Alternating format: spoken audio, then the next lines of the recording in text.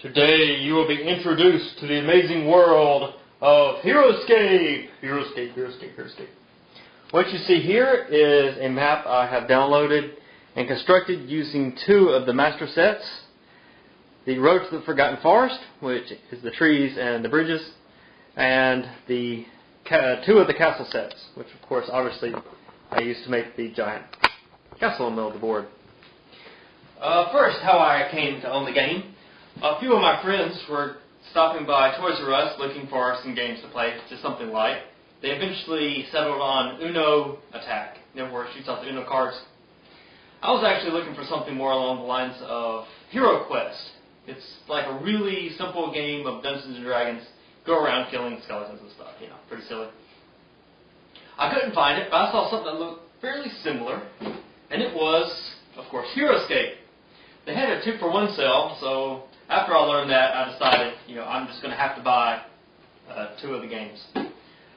Obviously, I'm very glad I did. I went on to buy the Road to the Forgotten Forest, the trees, which adds a lot to the game, at least in looks. And they also adds roads. Walmart had 75% off sale of the castle sets, so I got 3 of those.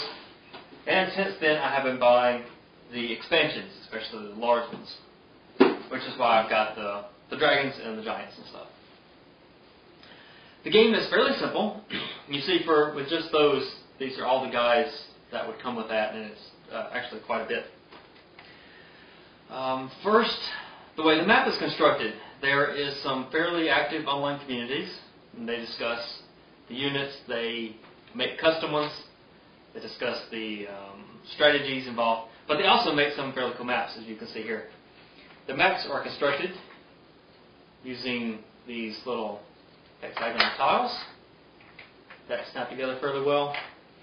I say that. And they come with different sizes. Here's one of the larger pieces, but they also have big ones, which of course I've used completely to make this map. They also have the structures, like the ruins, and the trees, and of course the castles. This can also block line of sight plus movement, but mostly it's just for movement. The way the game plays, it's fairly simple, even though a lot of my friends say that it's just way too complicated. No, I've had some children play this game, and it is pretty easy. There are 2 ways to play. There is the basic rules. Every army, every unit will have a card. For instance, this one goes with this lady. And basically, move 7. So when it's her turn, she can move 7. Range of 1. She's got a spear. So obviously, she has to be right next to somebody to attack. Attack 3, defense 7. The way the attack and defense works in the game is that if you're attacking, you roll the red dice, so this in case 3. And if she's defending against an attack, she rolls the blue dice, 7. If there are more skulls than there are shields, then that's how much damage you do. So it's fairly easy to do that. For the basic game, you don't have any life, so if somebody attacks you and they roll more skulls than shields, then you die. Now for the advanced game, you use the other side of the card. And this one, she actually modifies the defense of other units around her. They will actually get extra defense die. And she has 5 life in the advanced game, so you can hit her 5 times before she dies. And she costs 80 points. When you're starting the game, both armies, both players, or all the players, it's going to be more than 2.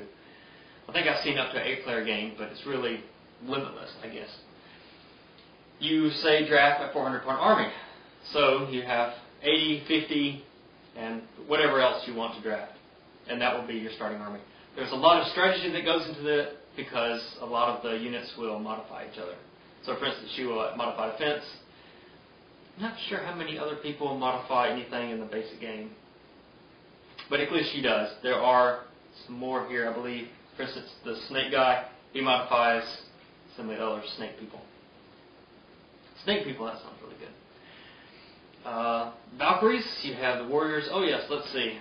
There are 2 types of armies in the game. You have the heroes, which is 1 unit per card. And you also have the squads. This is a unique squad. That means that you can only have one of these in play. but it comes with 4 of the warriors. So you got 4 for 1 card. They only have 1 life because if you were to attack one, there's no way to mark on the card how much life you've taken away from them. If there's a hero, you use these little red pieces to mark how many times they've been hit. That is pretty much the game. The movement, the terrain does play a very large part in the game. Other than blocking line of sight, every time you move up a level, Gypsy, she wants to play. Every time you move up a level, it costs an extra movement point. But what's nice about that is that you have a height advantage, so you get 1 extra attack and 1 extra defense die. So you're all the time trying to get up higher than the other units. It's actually very important when you have some guys. Let's see if I can find some. Agent Carr, he looks like a guy from Morpheus from the Matrix, and he's only got 2 attack die. But, of course, if you're higher, then you get 3, so that significantly improves your odds of causing damage. There are other things in the game other than just people that you can cause damage to. These are castle doors, and there's now a Marvel Heroscape out. Heroscape. Marvelscape, yes. And you can cause some damage to the ruins around there, and they have the Hulk and Spider-Man stuff. But I'm not too much into that, so I'm probably just going to skip that set. There are also glyphs around the board. I usually don't play with these, but I guess if I play more, then I'll probably include them. They're basically these little pieces that are around the board. And if you have one of your units on them, then your entire army benefits from whatever that benefit is. It's a pretty fun game, considering the community online. They actually had a tournament near here, and I missed it earlier this year. But I certainly won't be missing it next year. One of the complaints I have about this game, I don't suppose I have many complaints about it, considering the cool figures, and compared to the rest of the games like this, it's fairly well priced. Zombies, lots of fun. Ghosts, lawmen, just got them, although they were actually produced a long time ago. Walmart just didn't get them in. That's the only place we got around here. Vampires, gorillas with shot-off shotguns, griffins, giant robots with machine guns, Valkyries, of course, giants, robo-rats, and dogs that are half mechanical. So anyway, pretty cool stuff.